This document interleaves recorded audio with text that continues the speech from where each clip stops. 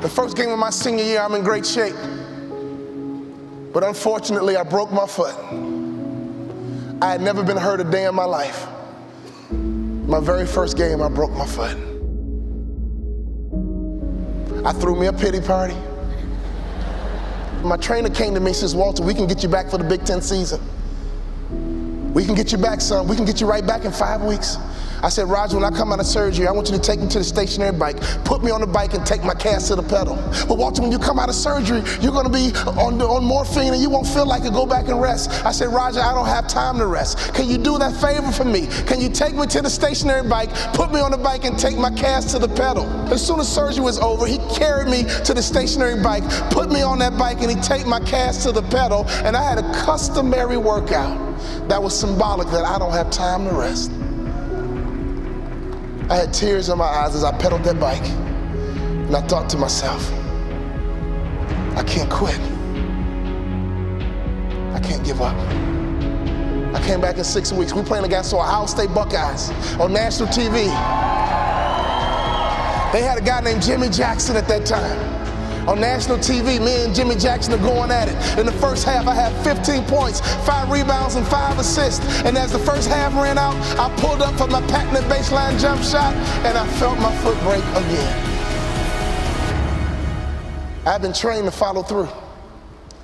Every day in practice, my coach would say, Walter, shoot it like you own it, baby. Shoot it like it's yours. Even though I felt my foot break, I still followed through. And my last college basketball shot went in all nets because I've been trained to follow through.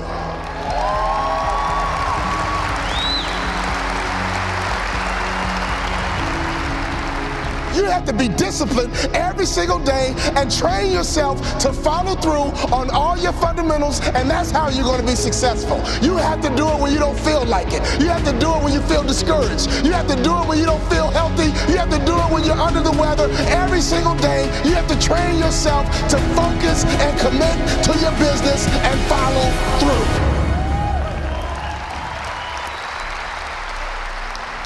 My college career was over. I got offered a job to become a hospital administrator. 2-year program, $75,000 job. And right before I took the job, my daddy called me on the phone. Let me tell you about my daddy. When I was a little boy, my daddy would always pick me up. When he came home from work, he picked me up. When he saw me in the nursery after church, he picked me up. No matter how long he worked, no matter how tired he was, my daddy would always pick me up. So when I had my kids, I would always pick up my kids. When I got home, sometimes I was tired. They have a bottle in one hand, and they just lifted up the other hand, and they knew what daddy was supposed to do. My job was to pick them up. This is a spiritual interaction. When you pick up a child, it is a spiritual transaction. When you pick up a child, you change their perspective. When you pick up a child, all of a sudden they can see the world the way you see it. I don't care what your children have done, there is nothing they can do for you to stop picking them up. Well, my daughter's a drug addict, I don't care, pick her up.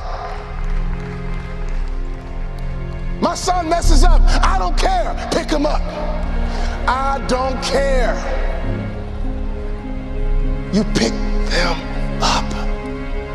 That is your job, mama. That is your job, daddy. That is your job, grandma. That is your job, granddad. Your number one job is to pick them up and change their perspective. My saddest day, one day, my daddy looked at me and he said, boy, you too big. I can't pick you up anymore. But when he couldn't pick me up physically, he would pick me up emotionally. He would pick me up spiritually. I had a great dad because he would always pick me up. He would always change my perspective. So my daddy called me on the phone, he asked me a question. He said, son, you had a tough year, what's next? I said, Dad, I'm gonna be a hospital administrator. He said, not bad, but let me ask you a question, son. Do you believe you're an NBA player? You can't outproduce your self-image, son. If you don't think so, go take the job. But if you believe you're an NBA player, go for it. My dad had the self-control and discipline and waited for my answer. And my answer was yes. You're right, Dad. I can't work the rest of my life. But playing in the NBA is a dream I've had ever since I was a little boy. He said, go for it, son. I limped back into my coach's office with a cast on my foot. I said, Coach, what do I need to do to play in the NBA? I asked that question 4 years in a row. With tears in his eyes, he said, son, when I recruited you, I heard you was a mama's boy. But I'm here to tell you, you're just like your daddy. But what do I need to do to play in the NBA? He said, do 2 things you can play in the NBA. Lose 20 pounds and shoot a 3-point shot with range, you can play in the NBA. I think you should be a motivational speaker, son, but if you lose 20 pounds and shoot a 3-point shot with range, you can play in the NBA. I lost 20 pounds, and every day I would shoot 500 shots a day, every single day. I got invited to training camp with the Dallas Mavericks, and not only did I make the team, I became the first ever undrafted rookie free agent in the history of the Dallas Mavericks to start opening night. Could you imagine what was going through my mind? I had not started a basketball game since high school. I got to the arena and they dimmed the lights and they put the spotlight right on me. Right through the spotlight, I saw my mom, my dad, and all my brothers and sisters. They surprised me at the game. Then I saw my dad. And I just pumped my fist. And he pumped his fist. And tears streamed down my face. Thank you for all those timeouts. Thank you for making sure I was always home when the streetlights came on. Thank you for making sure I could always hear your voice. Thank you for always changing my perspective. I know what it feels like to sit on a bench. I know what it feels like to get knocked down. I know what it feels like to have a hope and a dream, and nobody believes in it but a few people.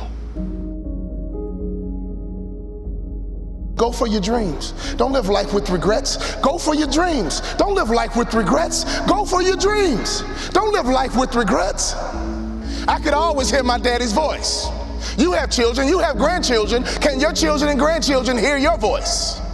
I could always hear my daddy's voice. He would say, go out, have a good time, play with your friends, but don't let the street lights beat you home. When I started my motivational speaking business, I called my daddy and said, Daddy, I'm gonna be a motivational speaker. He said, son, you think you can be successful at it? I said, yes, sir. You think you can make a lot of money at it? I said, yes, sir. He says, go for it. That's all my daddy said to me was go for it. So when I think about life, when I think about my goals, one thing he did for me as a father is to make sure I was always where I was supposed to be. He would have me write my goals down, and he would check in periodically, basically asking me, Walter, where are you supposed to be? Fathers, do you realize how powerful that is?